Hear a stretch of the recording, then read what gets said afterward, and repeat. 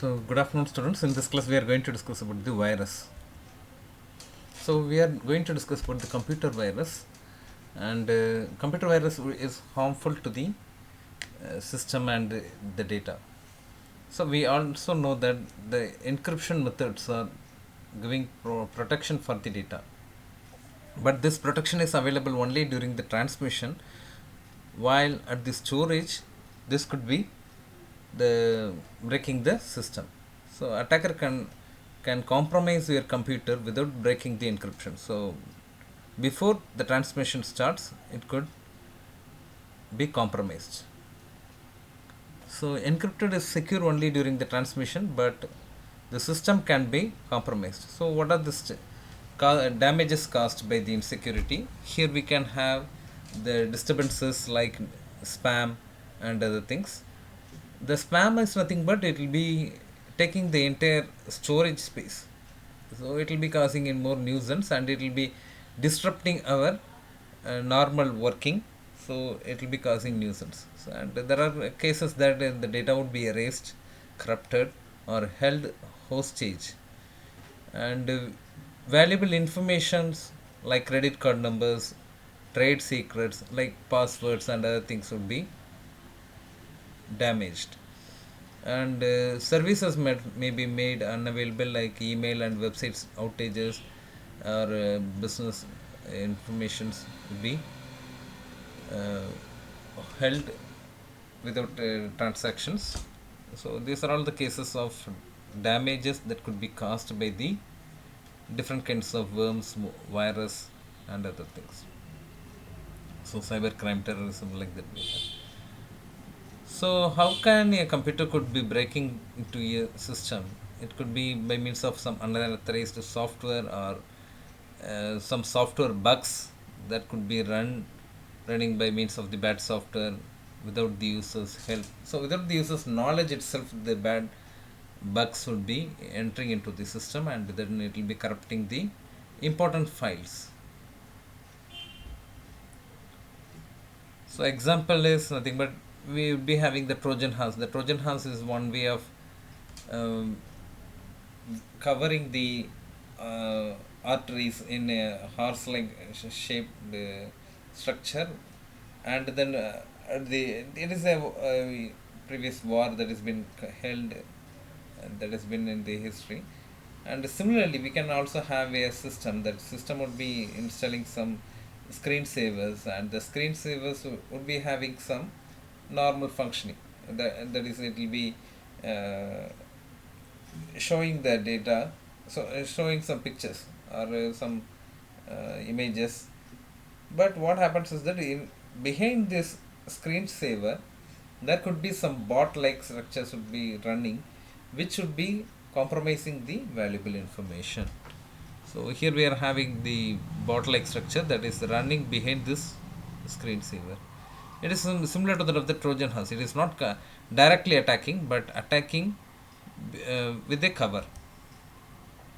So viruses and worms. Automated ways of breaking in. Use self-replicating programs.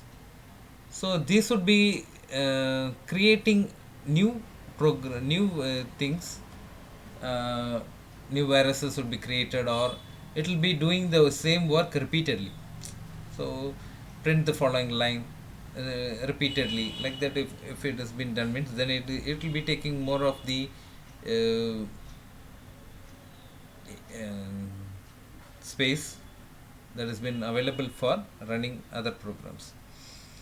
And computer viruses normally would be having these case of these screensavers and notepad, solitaire, paint. By that way they would be entering into the system, but they would be having some hidden agenda which cannot be identified by the users, and they would be infecting the systems.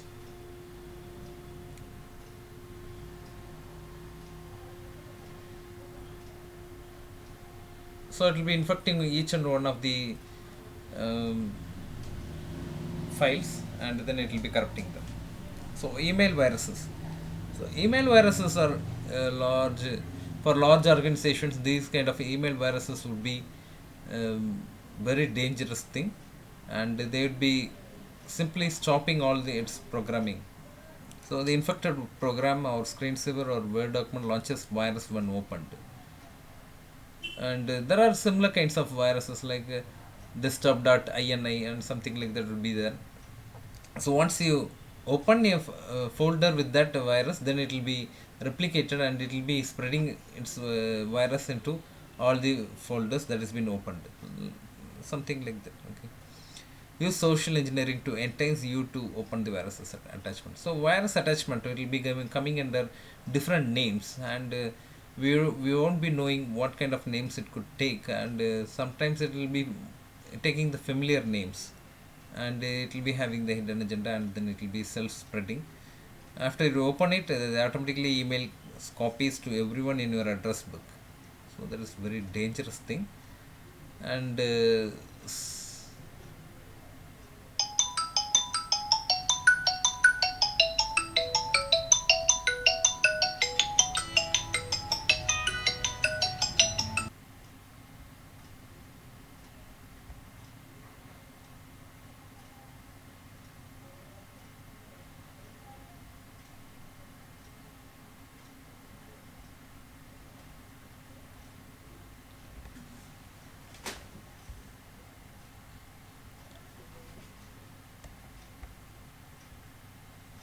so resuming that, and here we have the email viruses, and that will be self-spreading, and it will be uh, taking into the form of the download software games and other things.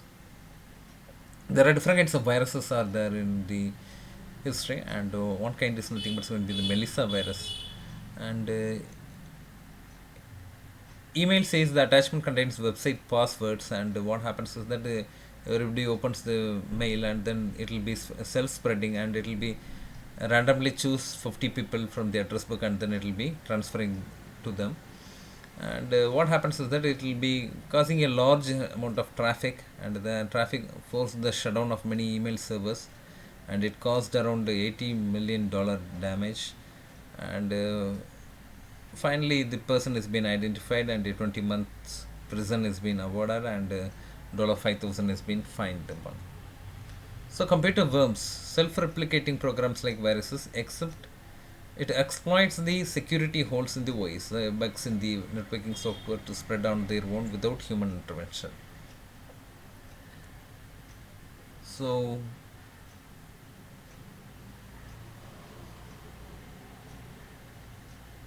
it will be looking for the snippets of the known virus programs on the hardware drive. To detect the virus, then we need to know to the snippets of the virus program. So how the program would be starting, or how it ending, what kind of looping it will be having.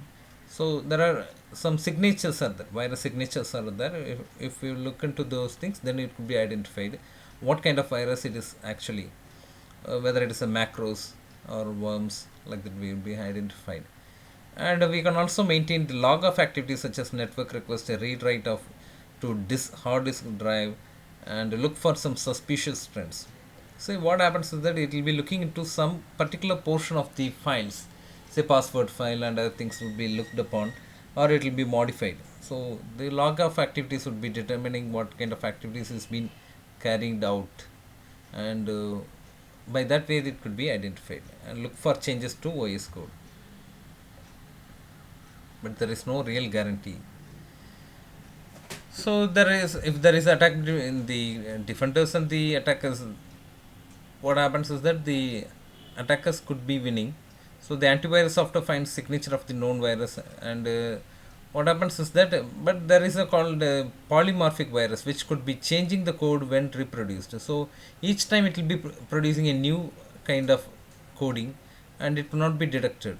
And the antivirus software needs to adapt to this kind of polymorphism, but infinite number of ways to permute the viruses available to the attackers. So again, it is going to be the attacker could be the winning, but defenders could be trying to minimize the damage. So there are different kinds of the bugs are there. Say consider we have space is been reserved for the email subject, and something like welcome students like that has been given, and a bad guy can go for that, and then he would be giving a lot of lot amount of data for the subject of the email. So the subject of the email, where if it is not been properly defined, or if it is not been limited to some 150 words or 100 words, then it could be giving a more problem. So what happens is that it will be causing more damages. So it will be taking more space, and the evil person would be looking into the holes in the programming. So if it has not been properly defined, then he would be looking into that, and then he would be attacking that portion. So the memory buffer would be attacked. So the Murray's worm. Say it is considered as the first internet worm created by the student at Cornell University, and it exploited holes in email servers and other programs, and it infected 10% of the internet. It spawned multiple copies, crippling infected servers, sentenced to 3 years of probation and a $10,000 fine and 400 hours community service. It's been fined for him. And then we had the Slammer worm in the year 2003, which was considered as the fastest spreading worm to date. Only 376 bytes been used, but it spread to as far as possible, and hundreds per second, and infected 90% of the vulnerable systems within 10 minutes. And it consists of 2 lakh servers and no destructive payload, but packet volume shut down large portions of the internet for hours. 911 systems, airlines, ATMs including, which caused a damage of $1 billion. And the patch already available months previously, but not been widely installed. It caused the huge damage. So why do people write the worms and virus? So consider here we have a student. The student had written a program just to think that whether he could be capable of doing that. So something like that of the curious minds, or something that is misfits.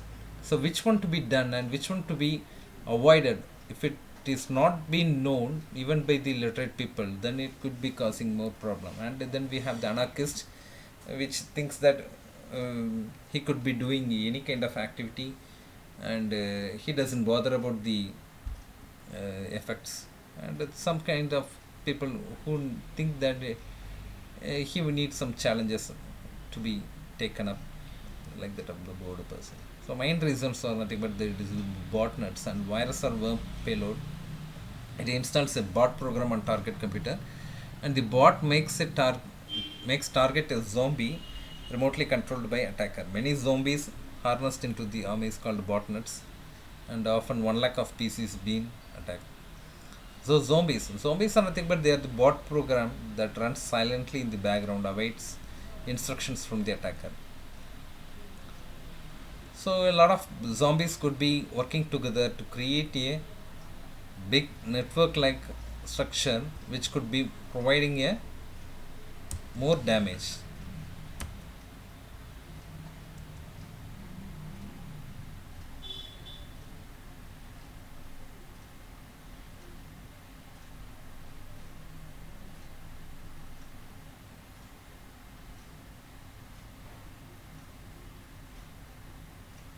So these kind of damages was been caused by uh, unknown systems. The system should be is not been known. It will be controlled remotely. Say consider it is the case of the distributed denial of service, where a lot number of systems would be directing towards a particular target, and it will be attacking them, overwhelming the target with the more number of traffics, and that will be causing the problem. And it can also have something like that of the sending spam messages, which is hard to filter because there are thousands of senders would be sending, and so it will be creating more problem to the traffic. And we also have a storm botnet in the year 2007, spread to million computers. One is unknown, and it is believed to be Russian, used for denial of service and email spams, available for rent also. Fiendishly, it is some cruel intentions. It has been used. It is a rapidly morphing code. It is having distributed control, and it seems to detect attempts to track or contain it, and it punishes its pursuers. So such a it is something it could not be believed, but we have a lot of things. So if these kinds are not enough, then we have a Princeton professor hacks e-voting machine. in US. We say that the voting machine is being secure, but in US in the year 2006 itself it's been hacked. And Princeton is a famous university, okay, in US. And then we have the spyware or adware. Normally these kind of things would be creating more problems. It will not be known to the user whether it will be posing any problem or not. And so normally we need to look into these things. So web activity for marketing, the pop-up ads and other things that will be having some gray area which could be worked out. And spoofing attacks. So the impersonating. So we have normally we do a lot of financial transactions through the net, and the impersonation would be causing financial problem also. Okay, these kind of things has to be identified properly. Otherwise, it could be posing huge losses. And international warfare by other means. So Israeli worms also has infected the Iranian nuclear testing, and that could cause problems. So attackers are adaptive, and defenders must continually adapt to keep up. How can we stop the computer crime? So it is a big thing. And the 6 easy things that can be done is nothing but keep your software up to date and use safe programs to surf the net. Run antivirus and anti-spyware regularly. Add an external firewall. Back up your data. Learn to be street smart online. So what are these things? We'll look into that. So keep your software up to date. So the virus update. So the updates has to be updated. So the Windows update and other things has to be run properly, so that whenever the newer versions are available, that will be creating or reducing the problems. Okay, creating solutions for the problems or reducing the problems itself.